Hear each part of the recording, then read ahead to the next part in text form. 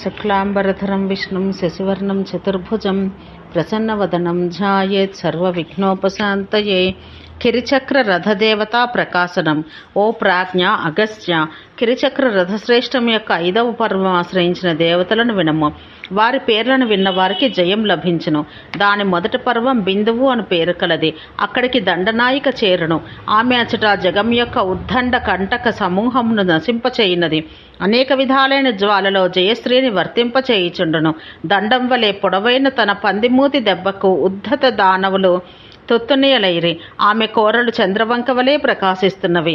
దానివల్ల రాత్రి తెల్ల తెల్లనాగుచున్నది. వర్షాకాల మేఘ సమూహం వలె నల్లనైన శరీరలత కలది. ఆమె కిరుచక్ర రథ శ్రేష్టాన్ని ఎల్లప్పుడూ అలంకరించుచుండును. ఆమె వరాహముఖం కలది. విశ్వమును చుట్టి ఉన్న కదంబ వృక్షములను ఆమె తన పుత్రులుగా చేసుకున్నది. ఆ కిరిచక్ర రథపు చక్ర మధ్యాహ్న 2వ పర్వమును ఆశ్రయించిన వారు జృంభిని, మోహిని, స్తంభిని ఈ ముగ్గురే. వికసించిన దానిమ్మ పువ్వు వలె ఎర్రనైన వారు, సర్వ రాక్షసులను మర్దించువారు, ప్రకాశిస్తున్న రత్నములు గల కంకణములు ధరించిన చిగురాకు వంటి చేతుల చేవారు, రోకలిని, నాగలిని, మణిగణాన్ని పొదిగిన పానపాత్రమును ధరించిన వారు, మిక్కిలి వాడియే క్రూరములైన కన్నులు కలవారు, ఆ నేత్రజ్వాలలచే రాక్షస సైనికులను దహించుచున్నట్లున్న వారై ఆ వరాహముఖుని నిత్యం సేవిస్తున్నారు. ఇక కిరిచక్ర రథశ్రేష్టం యొక్క 3వ పర్వం ఆశ్రయించిన వారు అందిని మొదలగు 5గురు స్త్రీదేవులు దేవీ యంత్రమున నివాసం ఏర్పరచుకున్నవారు. కఠోరములైన పెద్ద పెద్ద నవ్వులతో ముల్లోకాలను భేదిస్తున్నారు. కల్పాగ్ని జ్వాలల వడే ఆడవేషంతో మిశ్రితలు. భండాసురుని సర్వసైన్యముల రక్తస్రావాలను నాకుటను కోరిన వారై అట్లు నాకుచున్న నాలుకతో సుజ్వలులైన వారు. సైన్యముల రక్తస్రావములను నాకుటను కోరిన వారై అట్లు నాకుచున్న నాలుకతో సుజ్వలులైనారు. వీరు ఉద్దండ పరాక్రమం గల దండనాథను ఎల్లప్పుడూ సేవింతురు. ఇక కిరుచక్ర రథశ్రేష్టం యొక్క 4వ పర్వంను ఆశ్రయించిన వారు పంచమిని, అష్టమిని వదిలిన బ్రహ్మాదులు. 6గురే స్త్రీదేవతలు. వారు షట్చక్రములందు మండుచున్న జ్వాలలు గల శరీరములు గలవారు. గొప్ప పరాక్రమ సమూహములతో దానవులను తాగుచున్నట్టున్నవారు. వారు దండనాథ యొక్క ఆదేశంచే ఆ ప్రదేశాన్ని ఉపాసిస్తున్నారు. ఆ పర్వం యొక్క కిందనే తొందరగా ఆ స్థానమును కలిగిన వారు యక్షిని, శంఖిని, లాకిని, హాకిని, సాకిని, డాకిని వీరందరూ ఐక్యస్వరూపిణి అయిన 7వది అయిన హాకిని అని వీరందరూ బహుపరాక్రమం కలవారు. వారు భూతములను తాగుచున్న వారి వలె భూమినే తాగుచున్న వారి వలెను, విరోధుల యొక్క చర్మాలను, రక్తాన్ని, మాంసాన్ని, మేధస్సును, ఎముకను, మజ్జను, శుక్రమును తాగుచున్న వారి వికటమైన ముఖము కలవారు. నిష్ఠురములైన సింహనాదములతో దశదిక్కులు నింపుచున్నవారు. వీరు ధాతునాథులు అని అనబడిరి. అనిమాది అష్టసిద్ధులనిచ్చువారు. వీరు దుష్టదైత్యుల యొక్క మోహనమున, మారణమున, స్తంభనమున, తాడనమున, భక్షణమున, ఆమూలముగా కత్తిరించటలోనూ పండితులు. భక్తితో ప్రకాశించిన సమస్త ఆపదలను ఖండించిన వారు. ఆ ధాతునాథులనబడ్డవారు సర్వధాతువులలో ఉంటారు. అత్యున్నతములైన అలల వరుసలతో ఆకాశాన్నంటూ 7 సముద్రాలను కూడా అరక్షణంలో తాకుటకు ఉత్పన్నమైన బహుసాహసము గలవారు. శకటాకార దంతములు కలవారు. భయంకరములైన కండ్లు కలవారు. స్వస్వామికి ద్రోహం చేయువారిని, తాను సమయానికి ద్రోహం ఆచరించేవారిని, వైదికులను ద్రోహం చేయువారిని, వీరులకు వైరులైన వారిని, యజ్ఞములకు ద్రోహం చేయువారిని, ఇట్టి రాక్షసులను తింటలో సమర్థులు. వీరందరూ వరాహముఖి అయిన దండనాయకును ప్రతిరోజు సేవింతురు. ఆ పర్వం యొక్క 2వ పక్కన దివ్య మందిరాన క్రోధిని, స్తంభిని అను 2 ప్రసిద్ధ దేవతలుందరు. వారు చామరములను వీచుచుందురు. కావున వారి తీగల వంటి చేతులలోని కంకణాలు కదులుచుండును. దేవద్వేషులైన రాక్షసుల సైన్యం యొక్క రక్తాన్ని, మధువును తాగుటచే మహోద్ధతులగుదురు.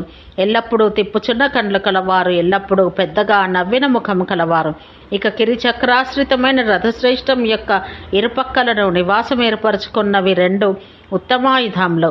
అవి నాగలి, రోకలి. ఇవి దేవతారూపములను వహించినవి. ఈ 2 ఆయుధములచే లలితా దండనాయిక యుద్ధమున విషంగుడు అను రాక్షసుని ఖండింపగలడు. ఆ పర్వం నందున్న దండనాథ యొక్క ముందటి ప్రాంతమున ఉన్నదై భయంకరమైనదై సింహము. అది తన నాదములచే ఆకాశమును ధ్వనింపచేయుచున్నది. దాని కోరలు కటకట ధ్వనులచే దిన్ముఖములు చెవుడుగా ఆగుచున్నవి. ఇది చండోచ్చండమని ప్రసిద్ధి చెందినవారు. 4 చేతులు 3 కన్నులు కలవాడు. శూలం, ఖడ్గం, ప్రేతం, పాసం వీని 4 చేతులతో ధరించినవాడు, మిక్కిలి ప్రదీప్తమైన ఆకారం కలవాడు. ఈతడు వరాహముఖి అయిన దేవుని చూచుచూనే సేవించును. ఇక కిరిచక్ర రథశ్రేష్టం యొక్క 6వ పర్వం ఆశ్రయించిన వారు వార్తాళి మొదలగు వారు 8 మంది, అష్టదిక్కుల్లో ప్రసిద్ధులు. వారు 8 పర్వతాలు పడినంతటి ధ్వనులు కలవారు. 8 నాగములతో వేడితో హోమం చేయబడని కోట్ల కొలది రాక్షసులు కలవారు. ఇట్టి స్త్రీదేవులు లలితా దండనాథను రాత్రింబవళ్ళు సేవింతురు. ఓ అగస్త్య, వారి పేర్లు ప్రసిద్ధమైనవి వినుము. వార్తాళి, వారాహి, ఆమె వరాహముఖి అయిన పరస్తంభిని అను వీరు ఎడమ భాగమున ఉందరు. దండనాథ అధిష్ఠించు మహిషం దుమ్ము పట్టిన ఆయురం కలది. 2 కొమ్ములందు సగం క్రోశం వెడల్పు కలది, 1 క్రోశం ఆకారం కలది. ఆ మహిష రోమాల నుండి పుట్టిన వారు ఖడ్గముల వలె కఠినులై వాడి అయిన వారు. ఆ మహిషం వీరితో చుట్టబడింది. యమదండం వలె ఉన్నతమై భయంకరమైన తోక యొక్క కాండంతో భయంకరంగా ఉన్నది. నల్లని కాటక పర్వతం వలె ఉన్నది. వికటమై ఉన్నతమై రుష్టములైన భావాలకు స్థానమైనది. మహనీల పర్వత శ్రేష్టం వలె గరిష్టమైన మూపురపు ప్రదేశం కలది. వికటమై ఉన్నతమై రుష్టములైన భావములకు స్థానమైనది. మహానీల పర్వత శ్రేష్టం వలె గరిష్టమైన మూపురపు ప్రదేశం కలది. దాని మిక్కిలి వేడి నిట్టూర్పుల ప్రసారములచే సముద్రాలు కంపించినవి. ఘర్ఘర ధ్వనిచే యముని దున్నపోతును వెక్కిరించుచున్నది. పుష్కలావర్తమన మేఘాన్ని గిట్టెలచే చెల్లాచెదురు చేసింది. దాని పర్వం యొక్క క్రిందనే చిత్రస్థానములందు నివాసములు ఏర్పరచుకున్నవారు అనేక భేదములు గల ఇంద్రాదులు 8 దిక్కుల దేవతలు. వీరు లలితా కార్యసిద్ధిని నివేదించుటకు వచ్చిరి. ఇంద్రుడు 64 కోట్ల అప్సరసలు, సిద్ధాగ్ని, సాధ్యాగ్ని, విశ్వే దేవతలు, విశ్వకర్మ అయిన మయము, బలోన్నతములైన మాతృదేవతలు, రుద్రులు, పరిచారులు, రుద్రులు, పిశాచకులు, అనేక రాక్షసనాథులు అరుచుచున్నారు. అచట మిత్రులు, నిత్యము గాన విశారదులైన గంధర్వులు, వారికి ముందుగా పోవు విశ్వావసు మొదలైన వారు, అట్లే తక్కిన శేఖగణములు, వరుణుడు, తక్కిన వారు విద్యాధరులు, కిన్నర్లు, మారుతేశ్వరుడు, అట్లే చిత్రరథుడు, రథకారక కారకులు, తుంబురుడు, నారదుడు, యక్షుడు, సోముడు, యక్షేశ్వరుడు, అట్లే దేవతలతో కూడిన భగవంతుడు, కమలాపతియు అయిన గోవిందుడు, జగచ్చక్రము తినవాడు, శూలంతో భయంకరుడైన ఈశానుడు, బ్రహ్మ వైద్య విశారదులైన అశ్వినీపుత్రులు, భగవంతుడైన ధన్వంతరి, అట్లే తక్కిన గణనాయకులు, గండస్థల భాగాన ప్రసరించే మద శ్రావములతో తృప్తి చెందించబడిన 9 గల నాగరాజులు, అనంతుడు, వాసుకి, తక్షుడు, కర్కోటుడు, పద్ముడు, మహాపద్ముడు, శంఖపాలుడు, గళికుడు, సువలుడు, వీరు నాగకోటులతో ఆవరించబడిన నాగేశ్వరులు. ఈ విధంగా బహుదేవతలు అచ్చట మేలుకొని ఉందరు. తూర్పు మొదలుకొని చుట్టూను నివాసం ఏర్పరచుకున్నవారు. ఆ చక్రమందే దేవతలు చక్రాకారంగా ఉన్నారు.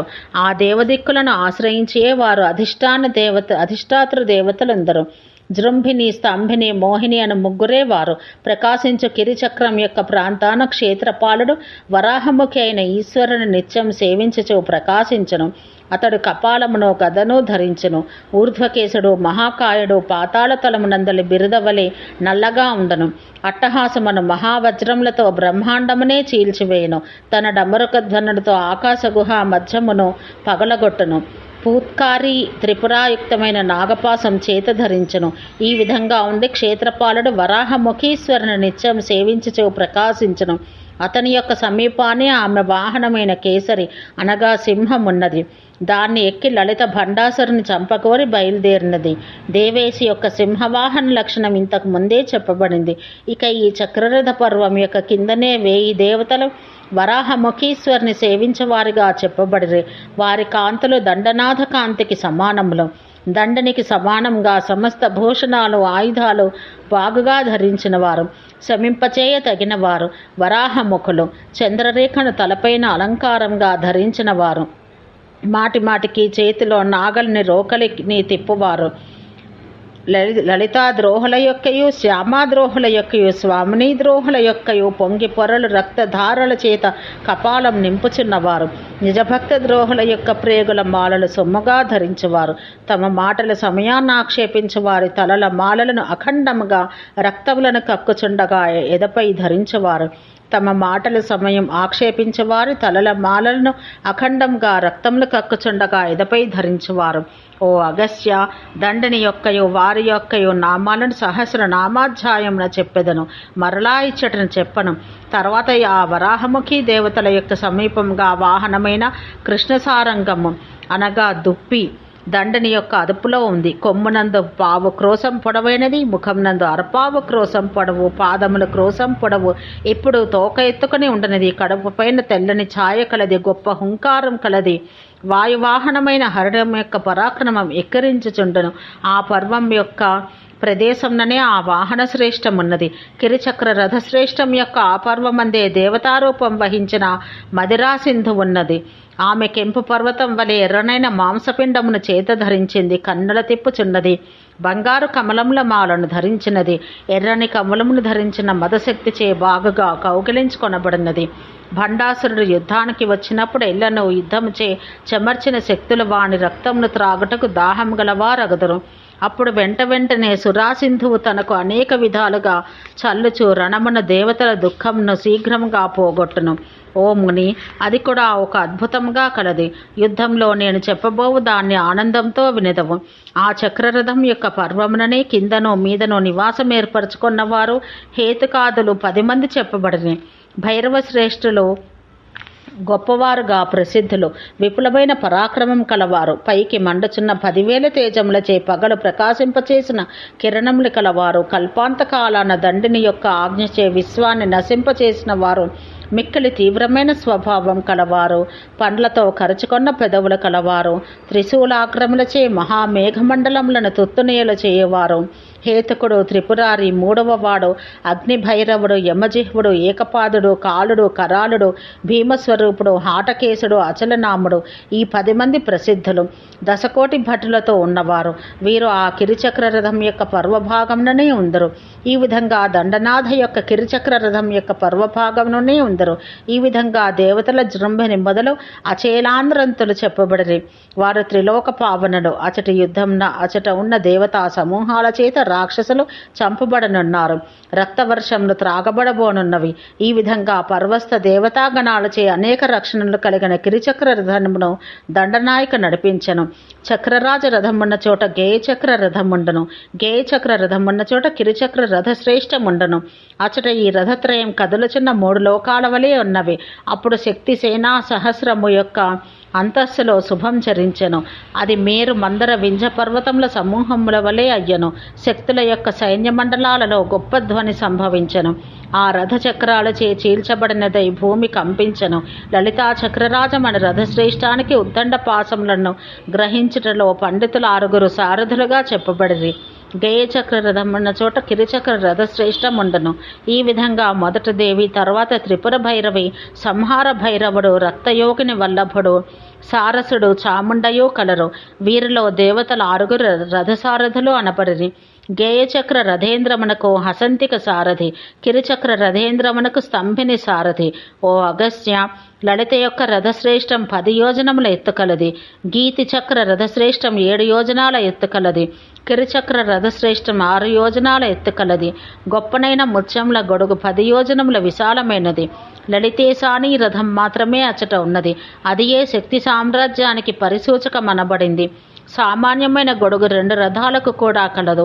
ఇక ఆ లలితేశ్వరి సర్వశక్తుల మహేశ్వరి, మహాసామ్రాజ్య పదవిని అధిష్ఠించిన పరమేశ్వరి భండాసురుని వినాశనము కోరినదై రణమునకు వెళ్ళను.